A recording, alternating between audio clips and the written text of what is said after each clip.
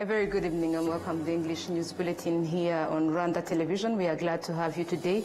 We'll begin with the top stories of the day.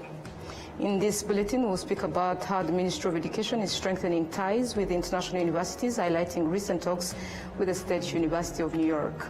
We'll also bring you details on how Umwarimu Sacco is stepping up its efforts to improve teachers' lives, this time through a more affordable mortgage loan program. On the international scene, Ukraine has a new prime minister. We'll tell you more about Yulia Sviridenko's appointment and what it means for the country's leadership.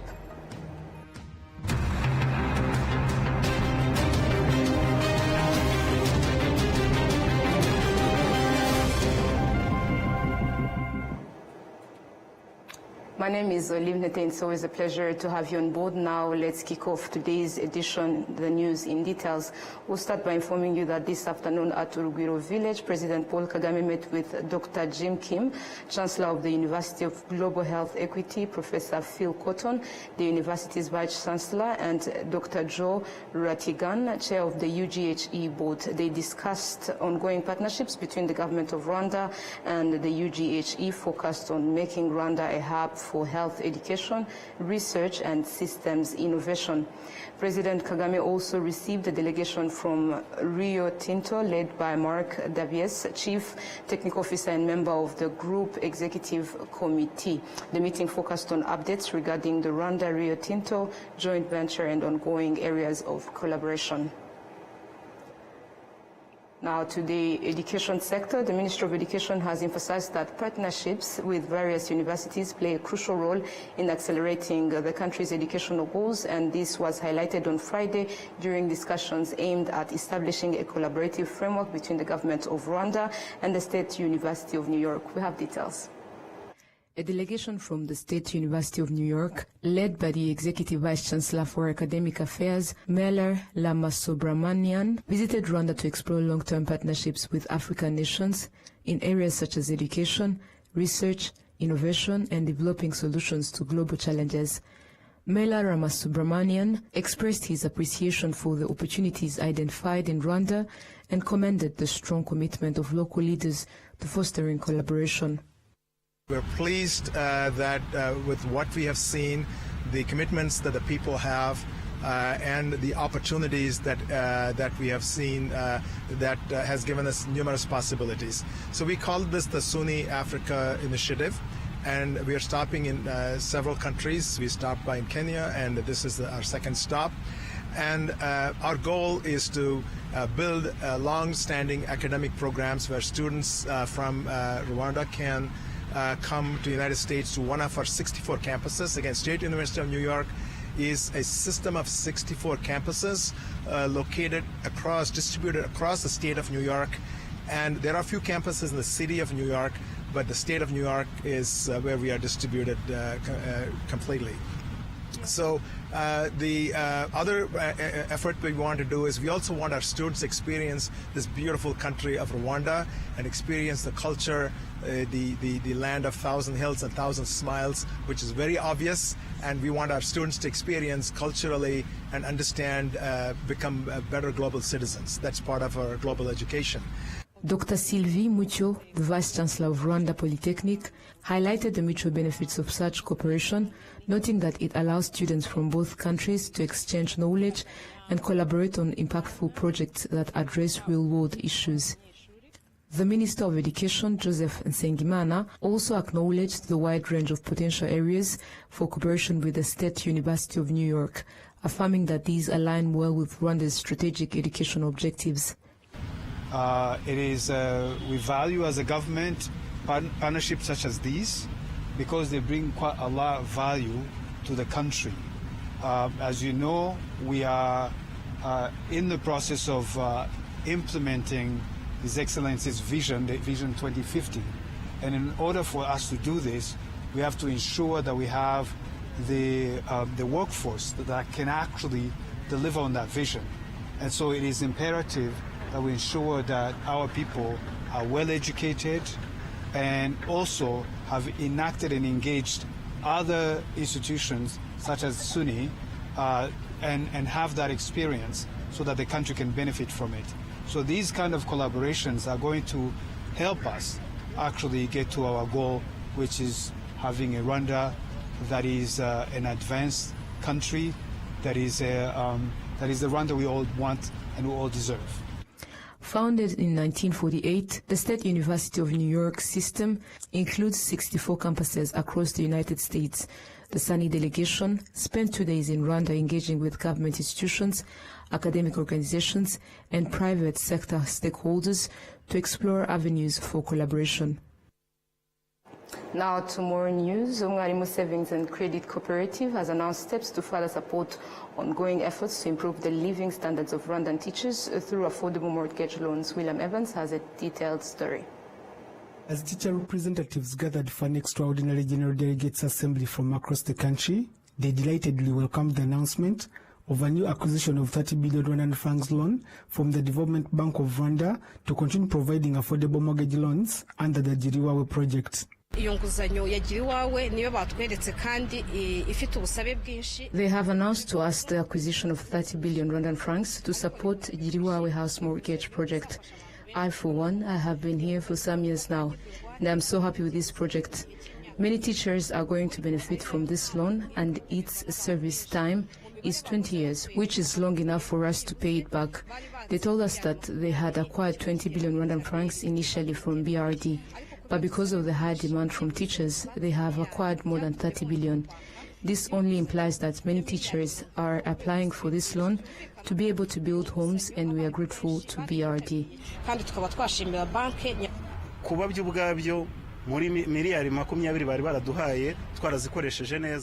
The fact that we used the initial 20 billion Rwandan francs acquired well, BRD has trusted Umwarimu Sacco with the more 300 billion Rwandan francs. This is a good thing for us because more teachers have the opportunity to ask for the loans to acquire houses now. According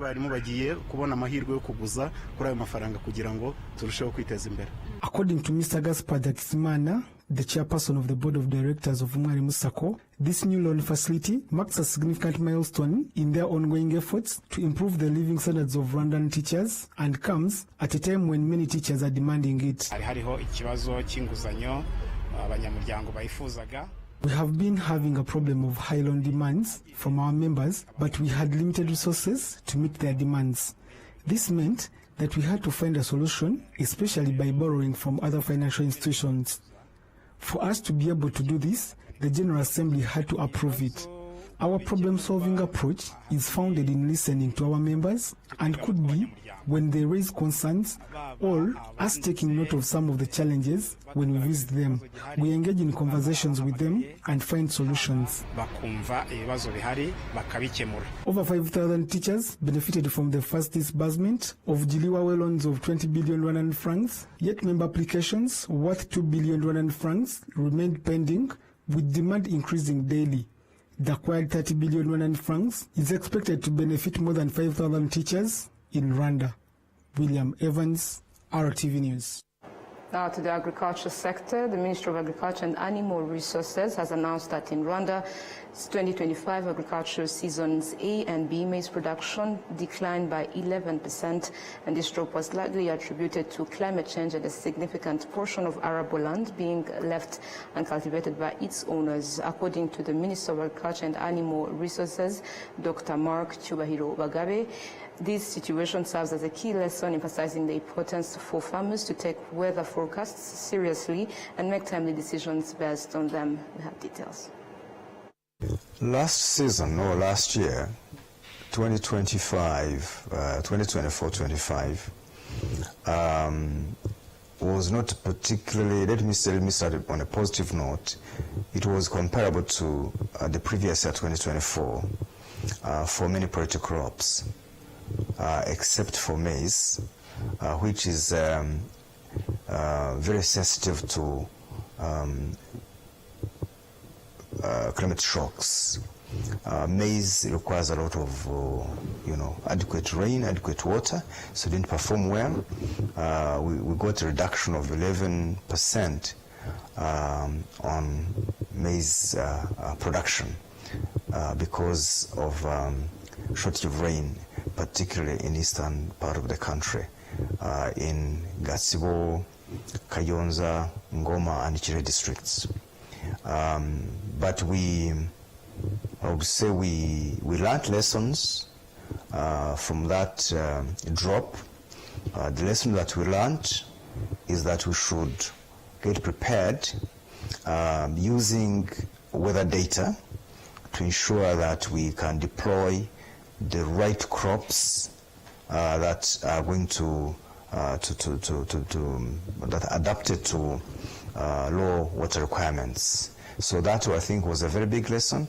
But on the whole, harvest was comparable to 2024.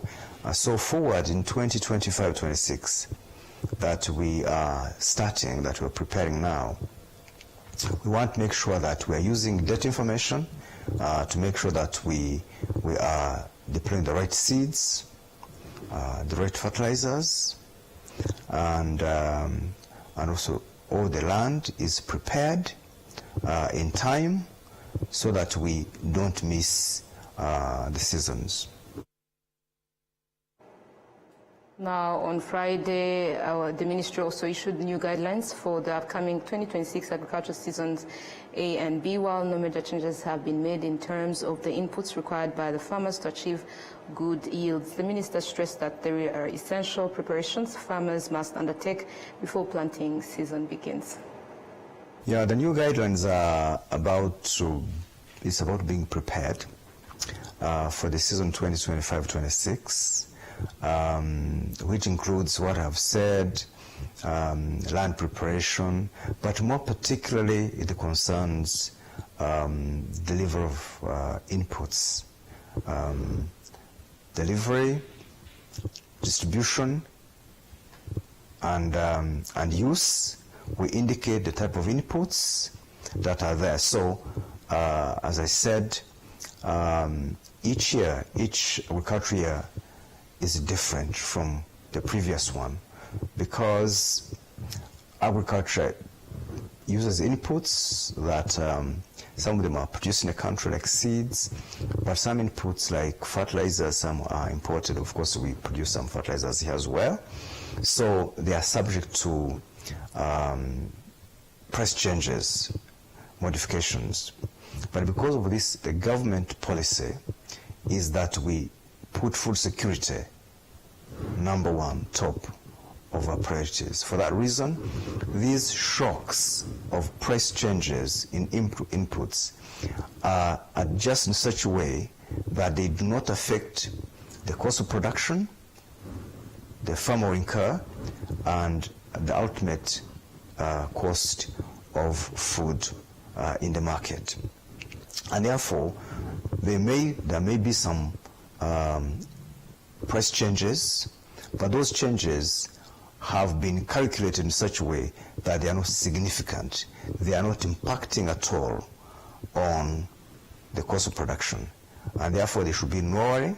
There may be some changes in the numbers, but they're not significant. Just to give an example, we used the worst, the optimal practice, or let me say, the best practice, where we took some schemes where they use fertilizer in an optimal way, high quality seeds, and this was for maize and Irish potatoes. So if you want, you could say the worst case scenario, where you have used a very high level of input, you have intensified the use of fertilizers, 300 kilograms per hectare on Irish potatoes. And so when we calculated, we found the average is we are using about 70 kilograms per hectare. That's the national average. And where we have increased, we found that the increase in the cost of production is 1% for potatoes, for Irish potatoes. For maize, we benchmarked on schemes that get the highest productivity, 10 metric tons per hectare, because they use the fertilizer in an optimal way. They use fertilizer at planting and they use fertilizer at weeding. And so those that get 10 metric tons per hectare, and we found that the increase is just 1.6%. And in statistical terms, that is insignificant. It actually changes the price, the farm gate price, by between 8 and 9 francs per kilo. So a change of 8 to 9 francs per kilo is not significant to create price shock. Currently, over 300 hectares of land in Rwanda go uncultivated each year. Despite being designated for agriculture, the ministry wants that this underutilization forces the country to import nearly 200,000 tons of maize annually, despite Rwanda having the potential to meet this demand locally if all available arable land were properly farmed. Now, moving ahead, in a bid to boost Rwanda's ambitious goal of becoming a regional financial hub by attracting foreign investors, members of the Private Sector Federation had constructive discussions with Chandan Kumar Singh, the CEO of the Tradigo company from Dubai, regarding empowering local enterprises and bridging to global opportunities. According to him, a number of medium and small enterprises die at an infant stage due to several reasons, including lack of professional advisory from experts companies. In a world where small enterprises are collapsing, there is need to lift them by raising them to a higher ground, according to Chandan Kumar and his counterpart Devendra Pratap Singh. In the course of growing the business, we often forget the people who needs our helping hands. Yeah, so nowadays the business are more towards the profit centric. But what if we add value to the common people who are sitting at home and still not able to make their end meet? And what if we develop a model of a business where they can earn money through simple format, where even though they are not well educated, with a tiny model of a business, if they can speak their own local language, they can make money out of it. In my presentation, I did mention about an organization where a woman who's sitting at home and able to assist an institution who were never been able to get insight from them, whereas the lady who's sitting at home, she's able to make money for her own, doing and supporting their family through sending a material which she's yielding in her farm and making money out of it. And she's just using a platform. Some people, they are defaulting on the loans or finances. What is the reason behind? It's behind that is lack of good governance or good structural setup. So one of the greater attribution is that there's a lack of governance, a corporate governance. So we are coming to fill that gap. We are fetching also the data from you people which you feed on different platform, and that's where we come and fish. Let's move in there. Rwanda is well regulated, the beauty of it, and still there's a time span where we'll be correcting so many things or eliminating, and we need service provider again to eliminate which are challenges there and future aspirations. So Rwanda could achieve the target, the proud destination for foreign investors in different sectors. To more stories locally, the Minister of ICT and Innovation, Paula Ingabire, has called on young people to be passionate about their work and to continuously pursue innovation in technology, highlighting it as a key driver for both personal and national development. She made these remarks while commending several youth-led tech projects, including automated systems that identify and authorize users before activating, as well as robotics-powered coffee service innovations that offer customers a modern experience. These initiatives reflect the growing creativity and problem-solving mindset among young Rwandans in tech space. Innovation hubs such as FabLab Rwanda play a critical role by equipping youth with practical skills to turn their ideas into tangible solutions, enabling them to apply what they've learned in meaningful ways. The minister also applauded these efforts and encouraged the youth to stay motivated and committed to their visions. And so the idea is always asking yourself, for the products and services that you're building, what's the market that I'm targeting? And if there's a market that is already served, could they have needs that are not served today that I can use my capabilities and my business to solve for those needs? And so testing on the market, iterating on the market, and making sure that you are responding not just to what your target market is looking for, but you're remaining truly competitive amongst the industry that you're already serving. The second thing beyond it, remember the first one is around scale. The second thing that I would want to leave you with is right here in the Fab Lab or many of the other facilities. I'm sure for many of you, you've gone through multiple iterations where you try out something, it doesn't come out. That's not a failure. I think it's the way that the system is giving you feedback on what you need to be able to improve. If you treat it as failure, you're likely not going to sit back to ask yourself, what could I do differently? What do I pivot away from? What have I learned through the process? And how do I do better? And so the time that you all spend here with each other, it's understanding that there may be multiple times where what you aimed to build and design doesn't come out as you thought. It shouldn't be looked at as failure. It should be feedback into what next for me.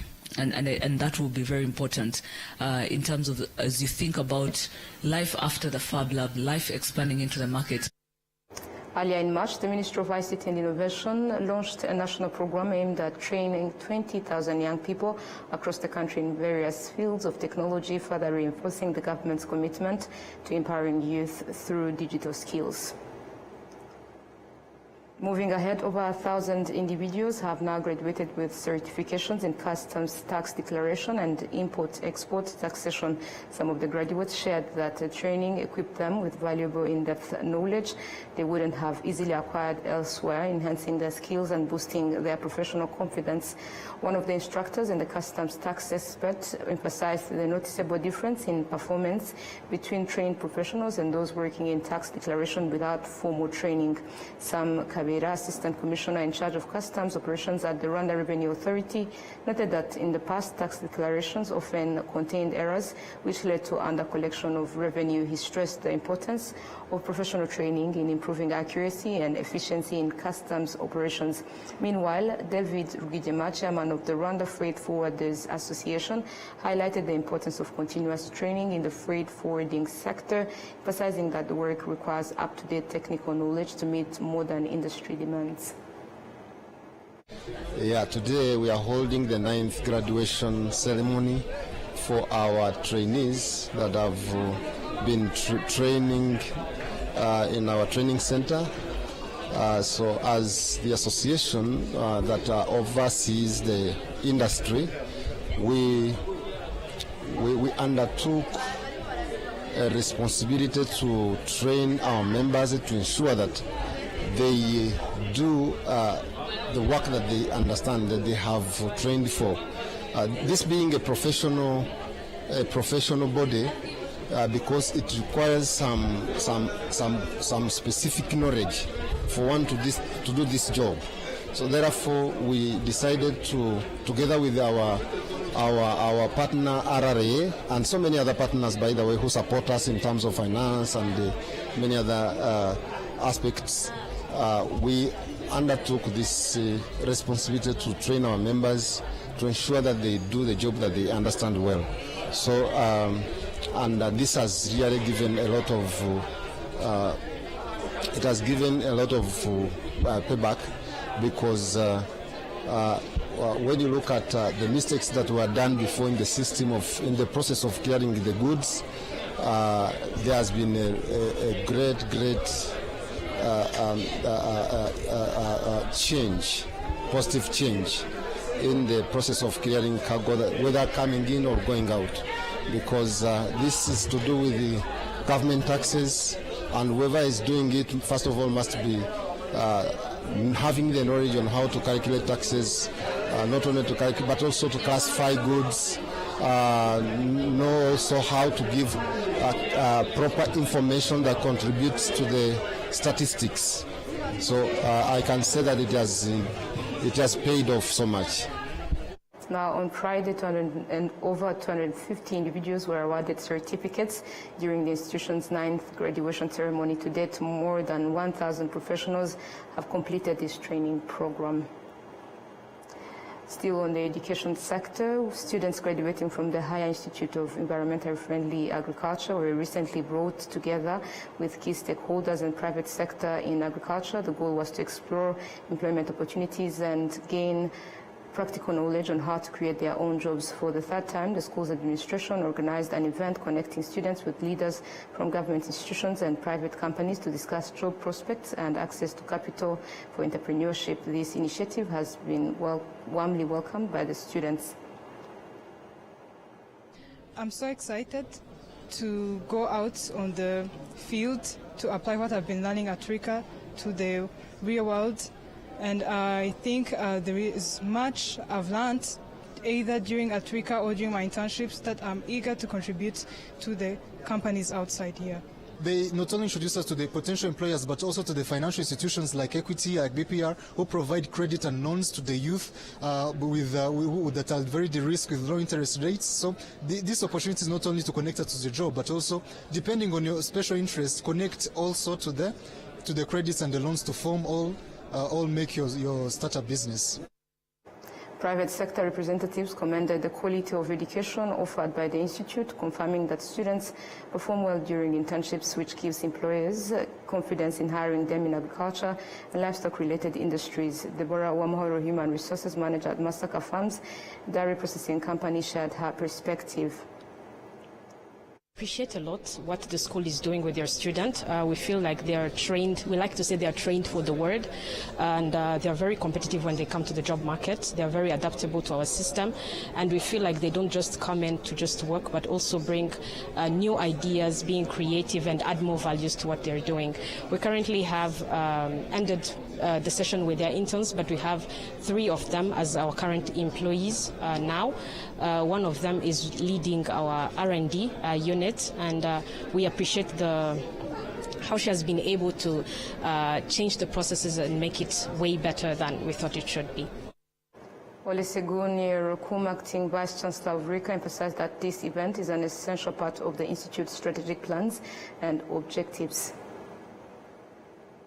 And so we consider this day very, very important because we're able to bring together a large number of stakeholders who can engage and interact with our students. And we also give each student the opportunity to meet with several, potential employers so that they can pitch and sell themselves, to them. So we see this as a way of continuing toward the impact that we desire for our graduates in Rwanda. Known as the RICA Job Fair is held annually for final year students, and since RICA started sending graduates into the labor market, over 80% have found employment, while others have launched their own agriculture-related projects.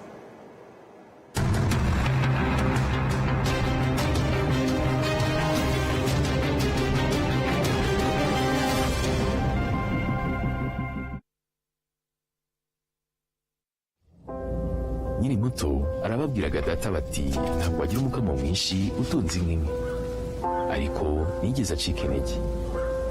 Mama akinjira mu bucuruzi hari abamubwiraga bati ntabwo watera imbere udakorera mu iduka rigezweho, ariko ntibyamusubije inyuma, yakoranaga umwete. Njya muri kaminuza hari abanshidikanyagaho bavuga ko nashobora kaminuza naturuka mu muryango wifashisha, ariko byaragiye nanditse amateka mashya. Igihe cyo gutera ishema umuryango wanjye kigeze, bamwe bakomeje kumbwira bati ntabwo watera umuryango wawe ibyishimo n'ishema, ariko narabishoboye. Hari abakekaga ko nasigira umurage ukomeye abankomokaho, ariko ubu mfite uruganda rutunganya amata. Banki ya Kigali yabaye umufatanyabikorwa wanjye mu rugendo rwose, inzozi zanjye ziba impamo. Bigereho. During life's moments, laying hooks,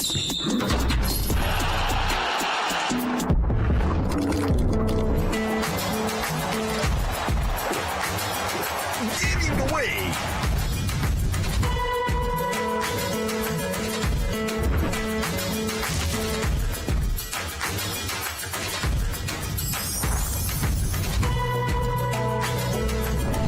making moves,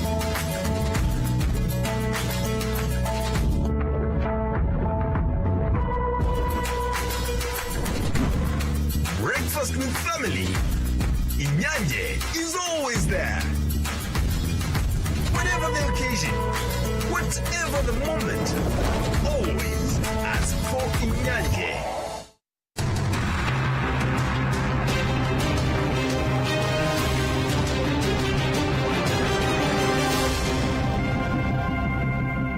Welcome back now to matters making headlines globally. Ukraine has appointed a new prime minister, 39 years old Yulia Sviridenko, as part of a sweeping government reshuffle announced by President Volodymyr Zelensky. And this marks the most significant political shift since the start of Russia's full invasion of Ukraine in 2022. Al Jazeera with details. She's young, economically experienced, and knows firsthand how to make deals with the Trump White House. Yulia Sviridenko is Ukraine's first new prime minister in 5 years. Our task is to give Ukrainians all possible instruments to protect their independence and the life of Ukraine. We will fulfill this task. No surprises then in what President Zelensky wants his newly reshuffled government to prioritize: Ukraine's war effort. Ukraine needs more of its own power. We're in the process of transforming our defense system to help us increase domestic weapons production. At the moment, almost 40% of our weapons are produced in Ukraine. Within half a year, we expect it to be no less than 50%. When Ukraine signed its high-stakes minerals deal with the Trump White House in April, Sviridenko was one of the negotiators. She's also been a deputy prime minister and economy minister, and perhaps just as important, Zelensky sees her as loyal. New prime minister, she's been involved in negotiations with the United States, and I think she's already well known in American establishment, and it increases our chances that we'll be having better, more constructive relations with the new administration in the U.S. The man Sviridenko replaces, former Prime Minister Denis Shmyhal. He's now the new defense minister. The former defense minister, Rustam Umerov, is now the head of the National Security Council. Finance, interior and foreign ministers all stay unchanged. Now, Ukraine is a war-weary country, and Zelensky is hoping that his spin of the cabinet carousel can give it fresh energy and keep himself surrounded by allies. Rory Challens, Al Jazeera, Kiev. In Mexico, what began as a minor issue involving small criminal groups has transformed into a vast multinational enterprise, and fuel theft in this country is now dominated by powerful organized crime networks running large-scale cross-border operations that drain billions of dollars and undermine national stability. Al Jazeera once more. Tank after tank, all of it illegal. Every day, 17,000 barrels of fuel are stolen in Mexico. Most is taken directly from the state oil company's pipelines, drilled into by criminal networks, large and small, throughout the country. Here in the state of Hidalgo in central Mexico, police have made an all-too-common discovery. They found a hose extending some 2 kilometers through thick forest, on which thieves used to fill up tanks with fuel, which they then sell at a lower price than official gas stations. You don't have to go far in Hidalgo to see the signs of this practice.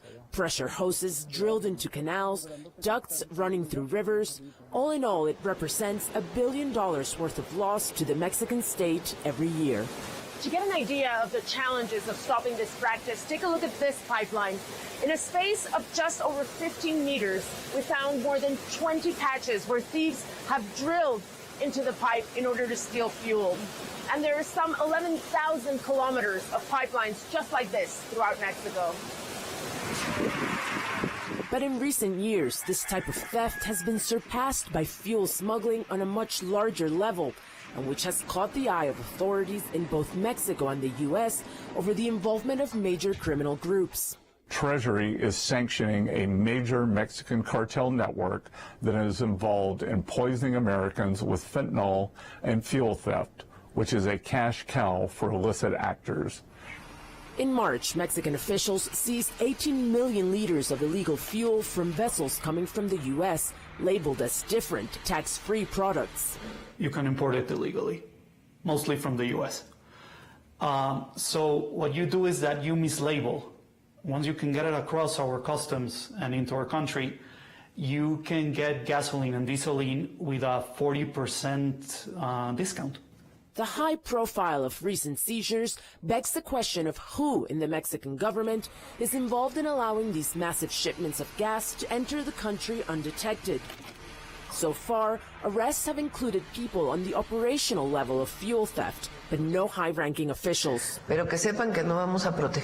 are not going to protect anyone. The investigation is taking place at all levels of government. If this trend continues, experts believe fuel theft could soon eclipse drug trafficking revenues for organized crime, making gas the next big front in Mexico's ongoing security conflict. Julia Galeano, Al Jazeera, Cuautepec, Mexico. Now to China, the northern parts of the country are experiencing extreme heat with temperatures exceeding 40 degrees Celsius in some areas. The government has advised groups such as elderly and those with infants to avoid going outdoors, but many have no choice but to continue working through the heat wave. Al Jazeera once more. What if you had to work outdoors all day in the scorching heat? That's the reality for thousands of workers in Chinese cities this summer. A heat wave is sweeping across parts of the country, sending temperatures soaring to above 40 degrees Celsius in some places. It's hot, and what's worse is the humidity. It never used to get this humid in the north. This river flowing through downtown Beijing is not supposed to be for swimming, but on days like this local community of retired men, they can't help themselves. Ni hao. Cooling off in the water is all well and good if you have the time. But for those who must work all day, the heat is punishing. And some of the worst affected are delivery drivers. They are in many ways the lifeblood of Chinese cities. During the COVID-19 pandemic, Chinese households got used to quick delivery of not just meals, but groceries, electronics, medicines, even clothing and beauty products. These days, in a city like Beijing, I can order those things and have them at my door within an hour. That's thanks to delivery workers like Li Yanzheng. We find him taking a quick break in the shade of a shopping center, waiting for his next order. It's really hot. I just take a break in the shade wherever I can. There's nothing else I can do. Lee works 12 hours a day. The more deliveries he makes, the more he's paid. So he works rain, hail, or shine. Because of climate change, experts say this extreme heat is the new normal, which means more people are buying and pumping their air conditioners, underlining the need, Ma Jun tells me, for more renewable energy. We also need to understand that this is going to drive up our energy consumption, and behind that, maybe push up the carbon emission. So it is extremely important for us to further expand our renewable energy capacity. For those without AC, authorities have set up so-called cooling centers in subway stations, malls, and bomb shelters. And if you work outdoors, well, if you're a construction worker, temperatures above 37 degrees means sites need to be shut down. But for delivery drivers, their services are especially in demand when it's unbearably hot. And the best that they can do, aside from resting in the shade, is cover up and drink plenty of water. Katrina Yu, Al Jazeera, in a very warm Beijing. And that marks the end of today's bulletin. Thank you for joining us. On behalf of the entire news team, we wish you a restful weekend. Stay safe and have a good night.